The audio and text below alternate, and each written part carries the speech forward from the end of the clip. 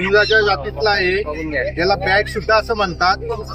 आणि हा सस्तन प्राणी पक्षी गटात पण येतो आणि प्राणी गटात पण येतो.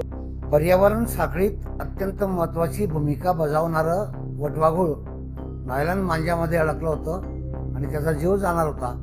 परंतु पक्षीमित्र व सानेगुरुजी शाळेचे शिक्षक जितेंद्र वाणी सर यांनी सहकाऱ्यांच्या सोबत विद्यार्थ्यांच्या मदतीने त्याला सोडवलं, त्याच्यावर उपचार केले आणि नेहमीच अशा मूक प्राण्यांवर, जखमी प्राण्यांवर जितेंद्र वाणी सर असे उपचार करत असतात, त्यांना जीवदान देत असतात.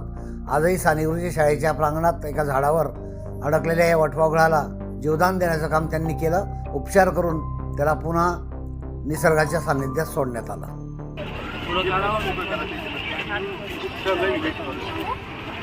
टोपीवाला बघा म्हणजे उंदीर आणि हे बघा इंग्रजाच्या जातीतला आहे, याला बॅट सुद्धा असं म्हणतात.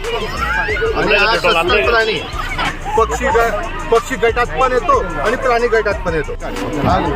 तसं नको, मागून काढा म्हणजे पूर्ण आणलं पाहिजे.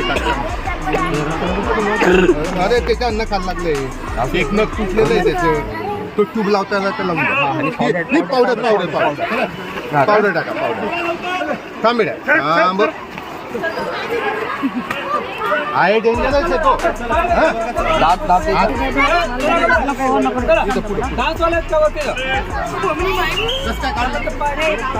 कस काय काढलं का थोडा मजा